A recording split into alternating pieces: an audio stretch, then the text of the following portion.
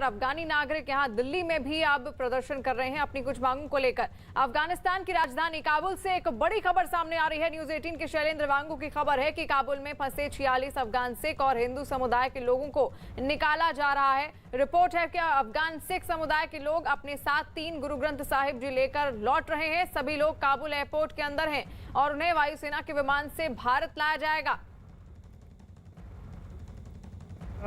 Ministry of external affairs का और पुनीत सिंह जी का गाड़ी में बैठे हैं। संगत उतर गई है और बस हम प्लेन की तरफ जा रहे हैं। धन्यवाद करते हैं गवर्नमेंट ऑफ इंडिया का, नरेंद्र मोदी का, मिनिस्ट्री ऑफ एक्सटर्नल अफेयर्स का और पुनीत सिंह जी का गाड़ी में बैठे हैं। संगत उतर गई है और बस हम प्लेन की तरफ जा रहे हैं। धन्यवाद करते हैं गवर्नमेंट ऑफ इंडिया का, नरेंद्र मोदी का, मिनिस्ट्री ऑफ एक्सटर्नल अफेयर्स का।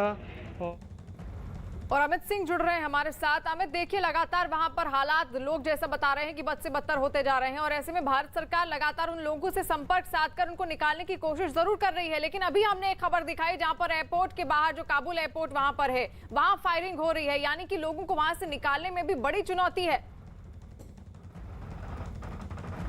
जी हाँ, बिल्कुल बहुत बड़ी चुनौती है लोगों को वहाँ से निकालने में। और इसी वजह से जो है कतर एम्बेसी, जो कि इंडिया की जो कतर एम्बेसी है, वो लगातार काम कर रही है कि ताकि जल्द से जल्द जितने भी भारतीय फंसे हुए हैं उन सभी भारतीयों को वहाँ से सुरक्षित बाहर निकाला जाए। साथ ही साथ जो सिख समुदाय के जो लोग वहाँ पर फंसे हुए हैं उन्हें भी तुरंत वहाँ से बाहर निकाला जाए, सेफली निकाला जाए। और केवल यही नहीं, अफगानिस्तान के नागरिक जो वहाँ पर फंसे हुए हैं, जो उस तालिबान के दहशत से परेशान है, तालिबान का दहशत वो देख चुके हैं, जिस तरीके से फायरिंग हो रही है, उससे भी जितने भी लोग अफगानिस्तान के नागरिक हैं वो इंडिया अगर आना चाहते हैं, शरण लेना चाहते हैं, तो उन लोगों को भी शरण देने के लिए भारत सरकार तैयार है।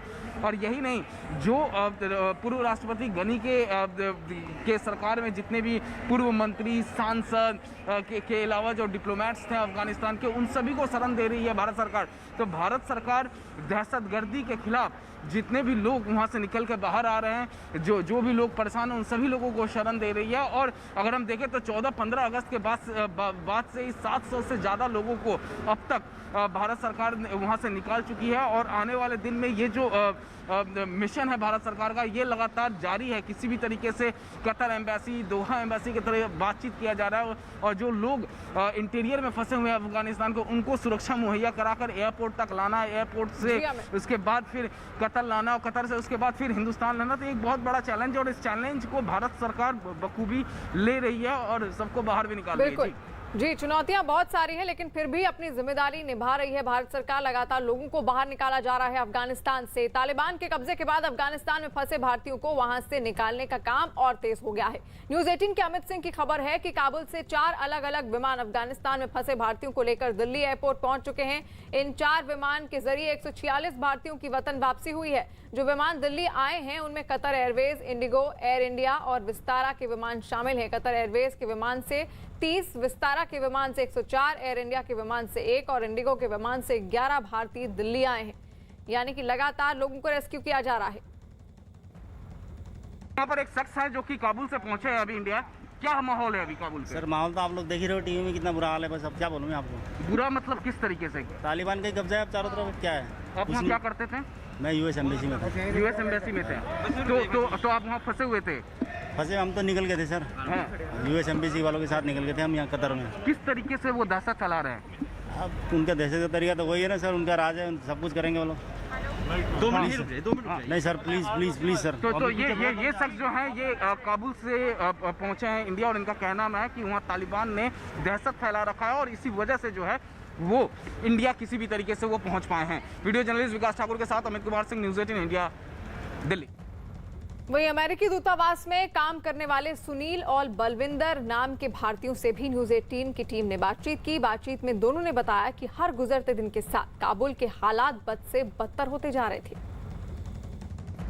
अफगानिस्तान से लगातार भारत लौट रहे लोग हैं हमारे साथ, यात्री हैं। क्या नाम है आपका और क्या वहाँ पर करते थे आप? मेरा नाम सुनील दाल है, मैं वहाँ पर शेफ था यूएस एम्बेसी में, वहाँ जॉब करता था मैं। तो किस तरह के हालात हैं अफगानिस्तान में? क्या जो वास्तव में भगदड़ मची हुई है वहाँ पर, बताया जा रहा है? देखो, जब तक हम वहाँ थे, अब हमें तो पता नहीं क्या, हम तो वहाँ से तालिबान का जब अटैक होने वाला था ऐसा था, उससे पहले हम लोग जा चुके थे वहाँ से, क्योंकि 14 की रात को हम वहाँ से निकल गए थे।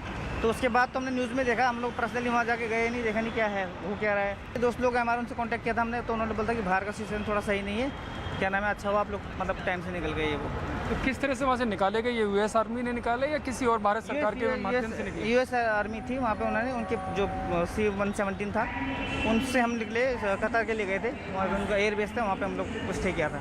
कितने लोग थे जो वहाँ एम्बेसी में काम करते थे? अप्रोक्सीमेट 300 से ज़्यादा ही थे। अभी लोग फंसे हुए हैं कि सारे? सब आ गए, सब आने वाले पीछे खड़े सब लोग। तो फिर कोई प्रॉब्लम हुई आने जाने में ना, जिस तरह से? कुछ नहीं, सब नॉर्मल था, इजी था, लीगली था। मतलब वहाँ पे इंडियन एम्बेसी थी कतार में, उन्होंने हमको पूरा सपोर्ट किया। यहाँ पर किस तरह का कोई प्रोसीजर यहाँ पर फॉलो किया गया? बस कोविड था, उसके चक्कर में थोड़ा 6 घंटे हम लोग को वेट करना पड़ा, अदर देन सब ठीक ठाक था। तो भारत सरकार की तरफ से कोई संपर्क आप लोगों से किया गया? नहीं, हमें तो करने की जरूरत नहीं पड़ी ना, क्योंकि हमने जब वहाँ जो कतार में जो हमारे एम्बेसी थी, उन्होंने इंडियन एम्बेसी से बात करी, उसके बाद उन्होंने एम्बेसी के थ्रू सारा काम हो गया, हमको कुछ करने की जरूरत नहीं पड़ी। अगर वो लोग हमारी बात सुनते नहीं, हम लोग डेफिनेटली इंडियन एम्बेसी गवर्नमेंट से बात करते या कुछ दूसरा एक्शन लेते, पर ऐसा कुछ बोला नहीं। कुछ ऐसे लोग भी जो आपके संपर्क के हैं, आपके साथ पहचान वाले जो वहाँ पर अभी फंसे हुए हैं, आपकी उनसे बात? नहीं, हमारा जो ऑल जो स्टाफ था, कलीग्स थे, वो सब है, वो सब आने वाले हैं, सब निकल गए। हमारे साथ एक और यात्री हैं जो अफगानिस्तान से लौटे हैं। आप कहाँ काम करते थे अफगानिस्तान में और क्या नाम है आपका? सर मेरा नाम बलविंदर कुमार है और मैं हिमाचल का हूँ, डिस्ट्रिक्ट ऊना से। तो मेरे साथ भी अभी काफ़ी बंदे आए हैं, तो हम लोग भी 15 तारीख को वहाँ पे पता चला था कि ऐसे ऐसे हो गया है, तालिबान ने जो हमला कर दिया है। 15 तारीख को हमें निकाल लिया गया था उधर से। कहाँ काम करते थे आप अफगानिस्तान में? यूएस एम्बेसी में करते थे, काबुल। यूएस एम्बेसी में? जी। तो क्या काम करते थे आप वहाँ पर? हम कैटरिंग का काम करते थे। कितने लोग थे भारतीय वहाँ पर? वहाँ पे तो कम से कम 200 के करीब था। तो किस तरह के हालात थे जब आपको वहाँ से निकाला गया और किस तरह से निकाला गया? सर जब तक हम वहाँ से निकले थे तब तक तो बाहर में पता चला था कि ऐसे ऐसे होने वाला है, कुछ गड़बड़ होने वाली है, क्योंकि वो इन्फॉर्मेशन हमें मिलती रहती थी। तो जैसे ही कुछ पता लगा कि ऐसे ऐसे हो गया है, तो वैसे यूएस आर्मी ने हमें वहाँ से निकाल दिया। तो यूएस आर्मी ने आपको कब निकाला और कहाँ रखा फिर निकालने के बाद? हमें सीधा कतर लेके गए थे, दोहा कतर में जो आर्मी कैंप है उनका, वहाँ पे ले जाया गया। जावेद जुड़े हुए हैं हमारे साथ। जावेद, देखिए लगातार लोग वहां से इधर